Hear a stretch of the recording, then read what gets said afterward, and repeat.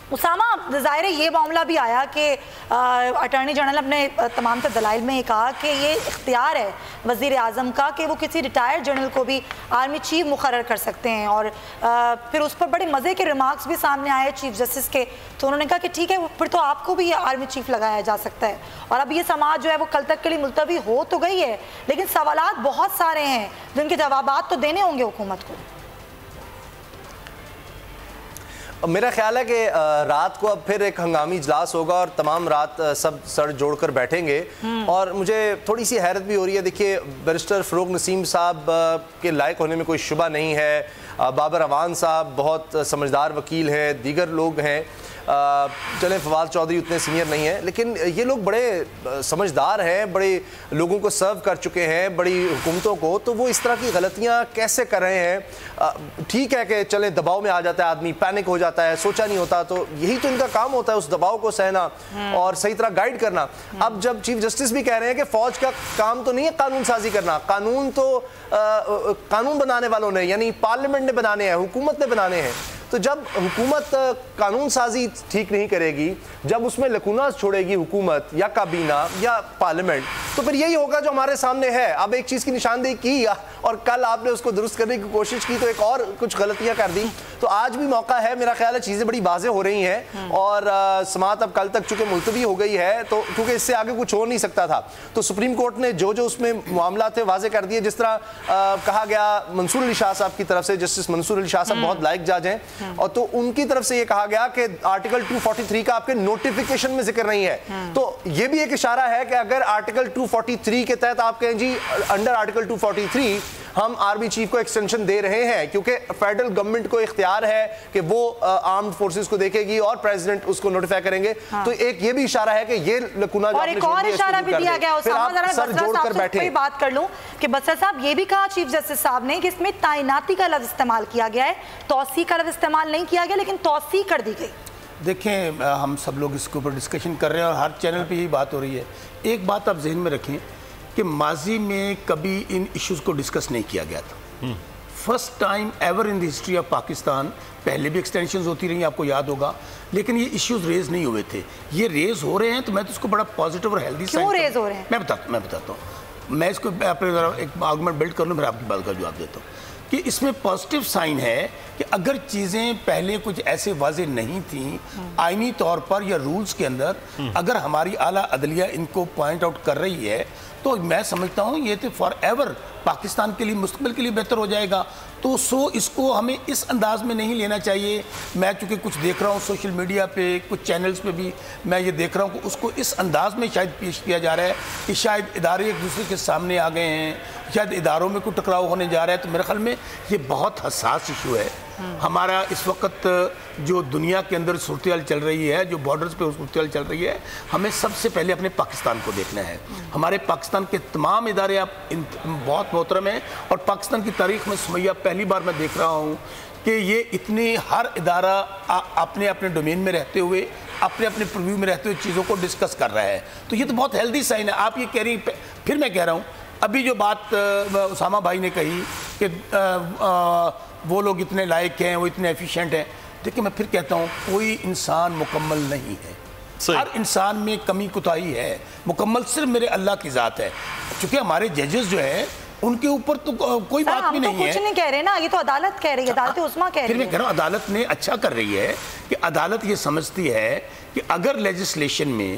اگر قانون سازی میں اگر کہیں پہ کوئی لیکونرز رہ گئے ہیں تو ہمیں ان کو سیٹل کرنا ہے۔ یہ کہیں ایک بات آپ ذہن نشین کر لیں، آپ کے ویورز بھی، آپ سب لوگ بھی، اس ایشو پہ ڈیبیٹ نہیں ہو رہی ہے کہ پرائم منسٹر کا آئینی اختیار نہیں ہے یا پرائم منسٹر ایکسٹینشن نہیں دے سکتے ہیں۔ یہ بات آپ ذہن میں، سب سے جو امپورٹنٹ ایشو سمجھنے والا ہے، یہ اب کل سے بحث ہو رہی ہے، کیا کہیں کسی معزز جج صاحب نے، میں پھر کہہ رہا ہوں کہ تینوں ججز، سپریم کورٹ کے چیف جسٹس اور ان کے ساتھ جو ججز ہیں، بڑا ان کے ایکسپیرینس ہے، کہیں یہ بات نہیں ہو رہی کہ پرائم منسٹر کا آئینی اختیار نہیں ہے، انہوں نے آئین سے ہٹ کے کیے۔ صرف چیزیں اس کے اوپر ڈسکس ہو رہا ہے کہ کچھ لیکوناز رہ گئے ہیں، ہمیں ان کو ایڈریس کرنا ہے۔ آج ابھی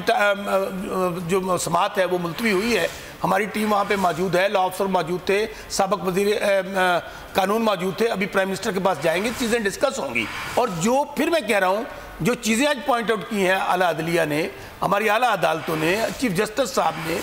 ساتھی ججز, ہم ان کو ڈسکس کریں گے اور اس کی روشنی میں دوبارہ سے اگر کوئی چیزیں مکمل کرنے والی رہ گئی ہیں یا ان کو امینڈ کرنے والی رہ گئی ہیں تو یہ تو بہت, میں اس کو تو یقین مانیں گا بطور وکیل بھی, میں یہ دیکھتا ہوں کہ ماضی کے اندر یہ نہیں ہوتا تھا. ماضی میں کیا ہوتا تھا, اگر یہی صورتحال آپ تھوڑا سا مدثر آپ یہ حملے کر دی تھے سپریم کورٹ کے اوپر جا کر, اس وقت تو اتنی آئیڈیل کامبینیشن ہے, آئیڈیل سوچ ہے, چیزوں کو اپریشیٹ کیا جا رہا ہے اور چیزوں کو واضح کیا جا رہا ہے, قانون سازی ہونے جا رہی ہے تاکہ یہ چیزیں بڑا بہتر یہ فیصلہ. ٹھیک ہے, بالکل آپ صحیح کہہ رہے ہیں کہ یہ چیزیں کلیئر ہونی چاہیے کہ کس طرح سے یہ اپوائنٹمنٹ ہوئی ہے, اس کا رولز اینڈ ریگولیشن نہیں ہوا, غلطی ہوئی, اس غلطی کو ٹھیک کیا جائے کہ اگلے آنے والے وقت میں ایسا کوئی بھی معاملہ نہ ہو سکے آرٹیکل 243 کے حوالے سے. بہرحال وہ ایک اہم چیز ہے. اس وقت آفتاب باجوہ صاحب ہمارے ساتھ موجود ہیں,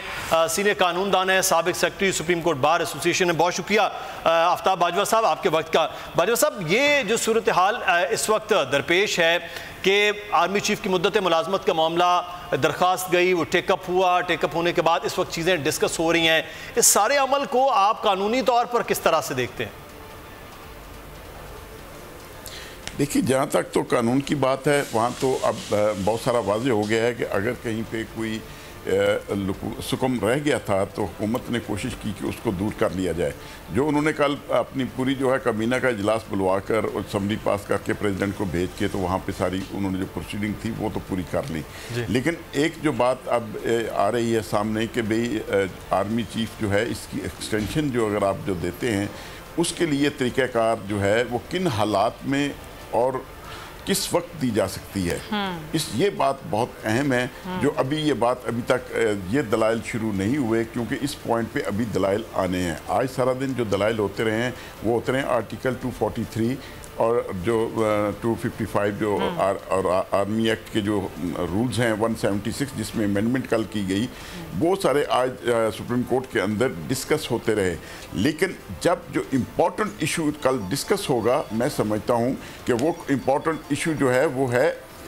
دیکھنا یہ ہے کہ کیا حالت جنگ میں کسی جرنیل کو تبدیل کیا جا سکتا ہے.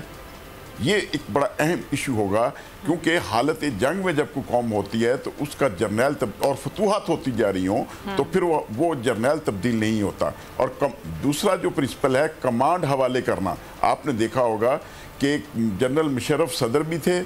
اور آرمی چیف بھی تھے. جب ان کو اس آرمی چیف کے عہدے سے کہا کہ گیا کہ آپ ریزائن کریں جو بھی ہے, تو پھر جب کیانی صاحب کو باقاعدہ طور پہ وہاں پہ بھی ایک کمانڈ حوالے کرنے کی تقریب ہوئی تھی. اب اس میں یہاں پہ بھی کمانڈ حوالے کرنے کی ایک تقریب ہونی ہے, اس کے بعد یہ سارے معاملات جانے ہیں. ابھی کمانڈ حوالے نہیں کی گئی. ابھی کل دیکھنا یہ ہے کہ کیا وہ جو ایشوز ہیں بڑے امپورٹنٹ, جس طرح ابھی 27 فروری کو جو انڈیا نے حملہ کیا, 2 طیارے اس کے گرائے گئے اور اس کے بعد دونوں طرف کی جو افواج ہیں وہ بارڈر کے اوپر موجود ہیں. سبسکرائب کریں اور بیل دبائیں تاکہ کوئی خبر رہ نہ جائے.